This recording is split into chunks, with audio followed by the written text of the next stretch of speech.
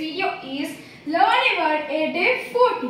Today's word is allow. Allow means to permit something to happen. Once again, to permit something to happen. In Telugu, అనుమతించడం. Once again in Telugu, అనుమతించడం. V1 form is allow.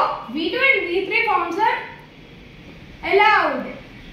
Examples: her parents allowed her to go to party. Her parents allowed her to go to the party.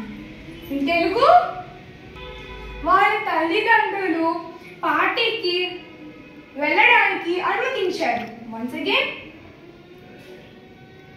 వారి తల్లిదండ్రులు పార్టీకి వెళ్ళడానికి అనుమతించారు. Next one, please allow me to speak.